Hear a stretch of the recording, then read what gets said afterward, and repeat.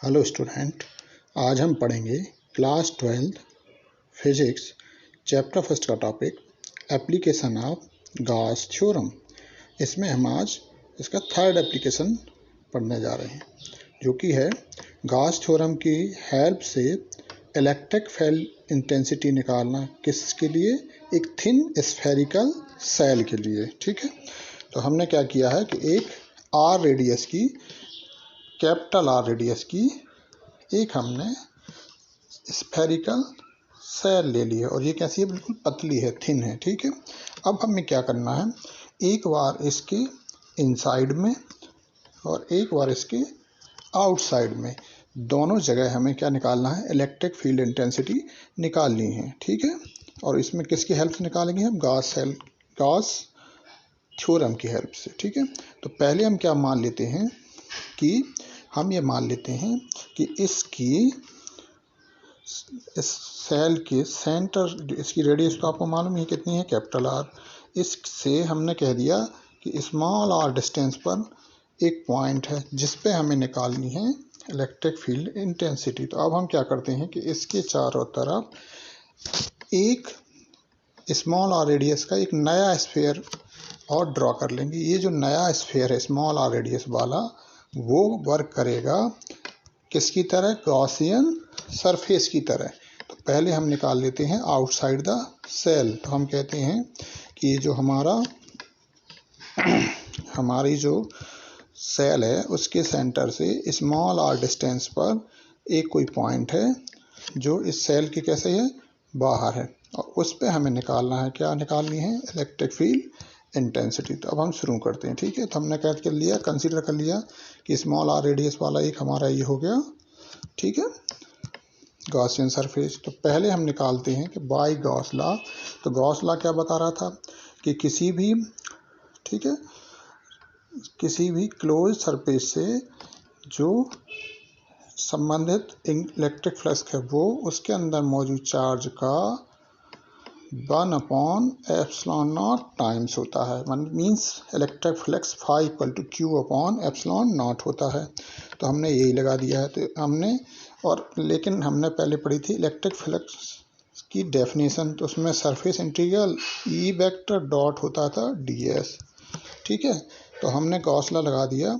तो यहाँ φ की जगह रख दिया हमने, इस तरफ surface integral E vector dot ds equal to Q/ε0।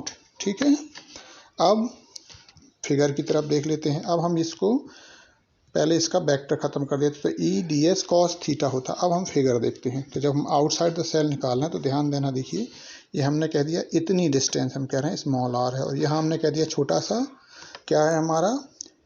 छोटा सा हमने ले लिया है इसमें एरिया और सरफेस एरिया।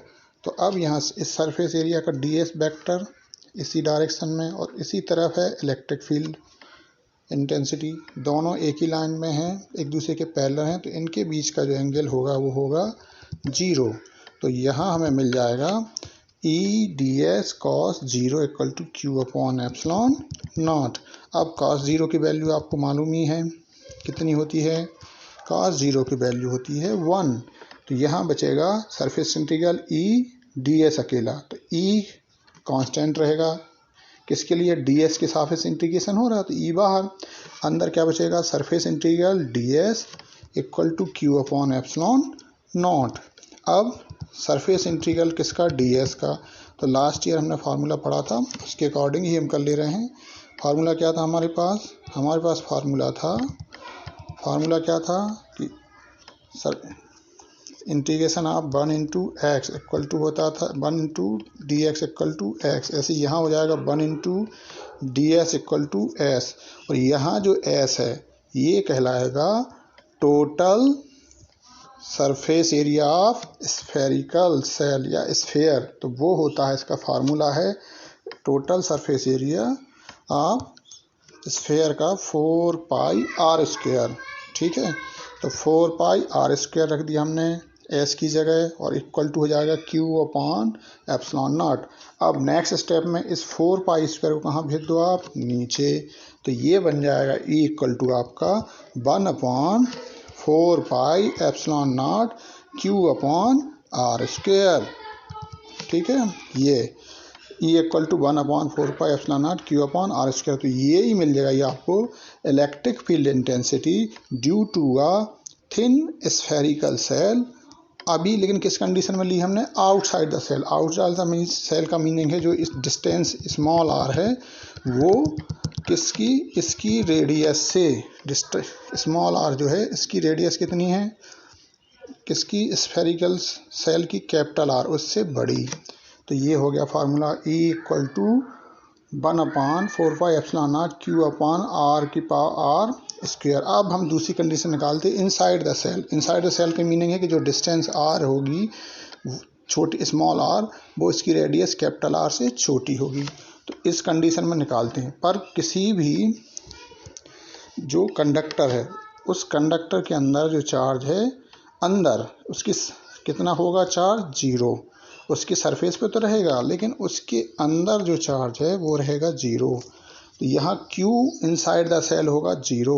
तो जब हम इक्वेशन नंबर 1 में Q की वैल्यू यदि हम 0 रख दें तो पूरा का पूरा E हो जाएगा 0। तो हमें क्या मिल गया, आउटसाइड द सेल तो E equal to 1/4πε0 Q upon R square. Inside the shell E हो गया 0। इसी को दिखाने के लिए ये किसी सेल से रिलेटेड 3 कंडीशन में हो सकता है। तो ये कैसा होगा, तो उसको दिखाने के लिए देखिए, आपके लिए दिखाने के लिए ग्राफ बना है। किस किस के बीच में ग्राफ खींचा है हमने, ये ग्राफ है हमारे पास E और R के बीच में। R है डिस्टेंस और E है इलेक्ट्रिक फील्ड इंटेंसिटी। देखिए पहली कंडीशन है ये E इक्वल टू 0, जहाँ हमने कहा था कि R इसमें डिस्टेंस जो स्मॉल r है वो कैपिटल R से, एक बार कह दो कैसी है, छोटी है, कैपिटल R से छोटी। मतलब small r less than capital R, मतलब लेस देन कैपिटल R मतलब रेडियस से छोटी होने का मतलब है इनसाइड द सेल। तो इनसाइड द सेल E कितना आया था हमारा, 0। तो यहाँ कोई ग्राफ का पोर्शन नहीं दिख रहा। फिर अगला देखिए, ये जो पॉइंट है ये ठीक सेल पे है। जैसे ये हमारा सेल ओरिजिनल सेल था, इस पे किसी पॉइंट ले लें, मतलब रेडियस के जो डिस्टेंस स्मॉल r है वो उसकी रेडियस के बराबर। हम कहने का मतलब है कि जब हमारा किस पे हमें निकालना है कि ठीक सेल पर कोई पॉइंट लें, उस पर निकाल रहे हैं हमें इलेक्ट्रिक फील्ड इंटेंसिटी। तो उस समय तो ये सीधी लाइन बनी है और यहाँ वैल्यू चेंज नहीं होनी, फिक्स है। किसी भी पॉइंट पे ले लें क्योंकि डिस्टेंस r सेम रहनी है, कैपिटल R। ठीक है, रेडियस तो चेंज होनी नहीं है इसमें, इस कंडीशन में। तो ये आ जाएगा आपका E equal to 1/4πε0 Q upon capital R square.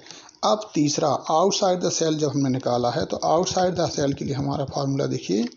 Outside the cell हमने कहा है कितना आया था फार्मूला, आउटसाइड द सेल आया है E equal to 1/4πε0 Q upon R square. यहाँ से E देखिए प्रोपोर्शनल है 1/r स्क्वायर के, या E कह सकते हैं हम इन्वर्सली प्रोपोर्शनल है स्क्वायर ऑफ द डिस्टेंस।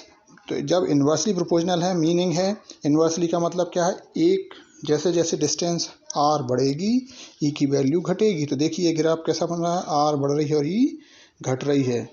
ठीक है, डिस्टेंस बढ़ने पे E घट रहा है, तो ये धीरे धीरे इस तरह का ग्राफ बनेगा। और यदि ये बढ़ रहा होता तो ग्राफ का शेप ऐसे होता। ठीक है, तो अब ये घट रहा है तो इसलिए ये ग्राफ बन गया। ठीक है, तो ये हो गया आपका गॉस थ्योरम की हेल्प से इलेक्ट्रिक फील्ड इंटेंसिटी निकाली हमने किसी थिन स्फेरिकल सेल के लिए। Thank you.